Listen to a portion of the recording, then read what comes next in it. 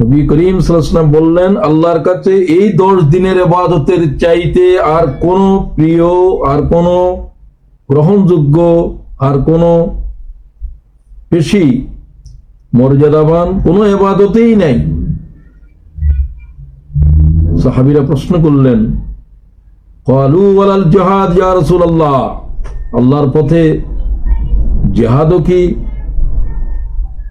এর চাইতেও, জিহাদও কি এর তুলনায় কম মর্যাদা? না, জিহাদের চাইতেও বেশি। ক্বাল রাসূলুল্লাহ ওয়াল জিহাদ ফি সাবিলিল্লাহ, আল্লাহর পথে জিহাদের চাইতেও এই 10 দিনের আমল বেশি গুরুত্বপূর্ণ। রাওয়াহুল বুখারী। ক্বালু ওয়ালাল জিহাদ, ক্বাল ওয়ালাল জিহাদ ফি সাবিলিল্লাহ ইল্লা রাজুলুন খারাজা বিনাফসিহি ওয়া মালিহি সুম্মা লাম ইয়ারজি মিন যালিকা বিশাইইন। বুখারী। নবী পাক বললেন, হ্যাঁ, শুধুমাত্র তার আমল সবার চাইতে প্রিয় এই 10 দিনের আমলের চাইতেও, যে আল্লাহ রাস্তায় বেরিয়ে গিয়েছে, যার রক্ত পৃথিবীর মাটি চুষে খেয়েছে, যার তার জন্মভূমিতে তার বাড়ি ঘরে আর ফিরে আসে নাই, তার মানে যে শহীদ হয়ে গিয়েছে। আলোচনার বেশি ব্যাখ্যার দরকার নাই, হাদিসে সব ব্যাখ্যা করে দিয়েছে, প্রশ্নকারীরা প্রশ্ন করেছেন। তাহলে এই দিনগুলোর গুরুত্ব বলছে, এর দিনের ইবাদত এবং রাতের ইবাদত গুলো এত বেশি গুরুত্বপূর্ণ,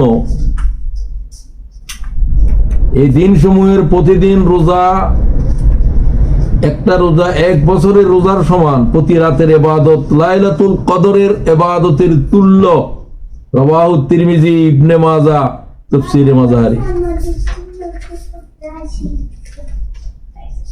সুতরাং আমি করণীয়গুলো একটু বলতে চাই। আমরা কি করব এই 10 দিনের মধ্যে? যারা কুরবানি দেওয়ার সামর্থ্য রাখেন, জিলহজ্জার চাঁদ উদয় হওয়ার পরের থেকে 10ই জিলহজ্জার কুরবানি পর্যন্ত তারা ক্ষৌর কর্ম করবেন না, চুল নখ কাটবেন না। রাওয়াহু মুসলিম। মান রাআ হিলাল জিলহজ্জা ওয়া আরাদা আন ইউযাহি ফালা ইয়াখুয মিন শা'রিহি ওয়ালা মিন আযফারিহি, তারা তাদের চুল, তারা তাদের নখ কাটবে না, বিশেষ করে যারা কুরবানির নিয়ত করেছে। ওয়া ফি রিওয়ায়াতিন ফাযালিকা তামামু উযহিয়াতুক ইনদাল্লাহ আযজা ওয়া জাল। রাওয়াহু আবু দাউদ, রাওয়াহু নাসাই। যারা এই আমল করবে তাদেরকে পূর্ণ কবুল করা কুরবানির সওয়াব দেওয়া হবে। ইমাম নাসাই, ইমাম আবু দাউদ বিশুদ্ধ সনদে হাদিস গ্রহণ করেছেন। 2 নম্বর করণীয়, এই 10 দিনের ভিতরে 9 দিন সিয়াম করা সুন্নাহ। 10ম দিনে যেহেতু কোরবান, ওই দিনে সিয়াম হারাম। শুধুমাত্র যারা আরফাতে অবস্থান করবে 9ম দিন, তারাও রোজা রাখবে না। আর বাকি সমগ্র পৃথিবীর মুসলিম নরনারী সম্ভব হলে তারা 9 দিন পর্যন্ত রোজা পালন করবে। জাওজান নবী সাল্লাল্লাহু আলাইহি ওয়াসাল্লাম ক্বালা ইয়াসুমু 9 জিলহজ্জা। রাওয়াহু আহমদ। নবীর পত্নীগণের ভিতরে একজন, সম্ভবত হাফসা, তিনি বলেছেন, রাসূলুল্লাহ বলেছেন যে তোমরা 9 দিন পর্যন্ত জিলহজ্জার রোজা পালন করো। তা সে বলেন নাই, তা সে হলো 9ম, আর তিসা হলো 9। 9 দিন রোজা পালন করো, নট তা সে বাট তেসা। ইমাম আহমদ বিশুদ্ধ সনদে হাদিস নিয়েছেন। হযরত হাফসা থেকে অপর হাদিস রওয়ায়াত হচ্ছে, যে হাদিস ইমাম নাসাই গ্রহণ করেছেন। ক্বালাত আরবাউ লাম তাকুন ইয়াদাউহুন্না আন-নবী সাল্লাল্লাহু আলাইহি ওয়াসাল্লাম, নবী পাক তার জীবনের ভিতরে 4টা জিনিস তরক করেছেন, আমি জানি না। সিয়াম আশুরা, মুহররমের 10 তারিখের রোজা। ওয়াল আশর, জিলহজ্জার 9ম তারিখ পর্যন্ত, এটাকে আসর বলা হচ্ছে, কিন্তু জিলহজ্জার এই 10 দিনের ভিতরে 9 দিন, 9 দিনের রোজা। সালাসাতু আইয়ামিন কুল্লি শাহরিন, প্রত্যেক মাসের 3 দিন আইয়ামে বীজের রোজা। ওয়া রাকাতাইনি ক্বাবলাল ফজর, ফজরের ফরজের আগে 2 রাকাত সুন্নাত রাসূলুল্লাহর গোটা হায়াতে তরক করেন নাই। ইমাম নাসাই, বুখারীর পরে, মুসলিমের পরে যে হাদিস বেশি গুরুত্বপূর্ণ, কেউ কেউ বলছেন ইমাম নাসাই যদি ইমাম বুখারীর ছাত্র, হাদিস বেত্তাদের ভিতরে বেশি স্মরণযোগ্য। সুতরাং আমাদের করণীয়, আমরা এখন যারা রোজা, আমরা তো শুরু করেছি আলহামদুলিল্লাহ, আমাদের দুই চলছে। আপনাদের যারা পারেন, যে কয়টাও হলেও পারেন, অন্তত যেটা ছাড়বেন না সেটা হলো ইয়াউমে আরাফার দিনের রোজা। এটা 9 তারিখ বলা হয় না, এটা যেদিন আরাফা হবে ওই দিনের রোজা। তো সুতরাং যেখানে আরাফা যেদিন হবে মদিনার একদিন আগে আপনাদের বাংলাদেশের তুলনায়, সেদিনের রোজা। তো এই মুহাক্কিকিনেরা বলে থাকেন 8 এবং 9 2 দিন থাকাটাই উত্তম, যারা আরাফাতের এলাকার মানুষ নয়। হাতাসিবু আলাল্লাহি আন ইউকাফিরা সানাতাল্লাতী ক্বাবলাহু ওয়া সানাতাল্লাতী বা'দাহু, রাওয়াহু মুসলিম। বিশুদ্ধভাবে বর্ণিত। এই একটা রোজার মূল্য এতটুকু, 1 বছরের সামনে 1 বছরের পিছনের গুনাহ আল্লাহ তাআলা তার আমলনামা থেকে মুছে দেবে। ওয়ান আবি হুরায়রা নাহা রাসূলুল্লাহ সাল্লাল্লাহু আলাইহি ওয়াসাল্লাম আন সাওমি ইয়াউমে আরাফা বিআরাফা, যারা আরাফাতে অবস্থান করবে হজের জন্য, উকুফ করবে, তাদের জন্য রোজা নাই। রাসূলুল্লাহ সেদিন আরাফাতে রোজা ছিলেন না। 3 নম্বরে যেটা বলতে চাই, এই 10 দিনের ভিতরে মালদারদের জন্য গুরুত্বপূর্ণ ইবাদত হজ এবং উমরা। কেউ কেউ বলেছেন যে হজ ফরজ হয়ে যাওয়ার পরে 3 বছরের বেশি সময় অতিক্রম করা কখনোই উচিত নয়। ওয়ালিল্লাহি আলান নাস হিজ্জুল বাইত মান ইসতাতা ইলাইহি সাবিলা, আল্লাহর বান্দাদের উপরে যাদেরকে আল্লাহ তৌফিক দিয়েছেন তাদের উপরে এটা আল্লাহর অধিকার, তারা আল্লাহ তাআলার বাইতুল্লাহ তাওয়াফ করবে। মান হাজ্জা লিল্লাহি ফালাম ইয়ারফাস ওয়ালাম ইয়াফসুক রাজা কায়াউমিন ওয়ালাদাতুহু উম্মুহু, রাওয়াহুল বুখারী। গুনাহ এবং অশ্লীলতা থেকে মুক্ত হজকারীর জন্য কোন গুনাহ আছে ধারণা করাও গুনাহ, আল্লাহ তাকে আরাফাতেই বেগুনাহ করে দিয়েছে, রাওয়াহুল বুখারী।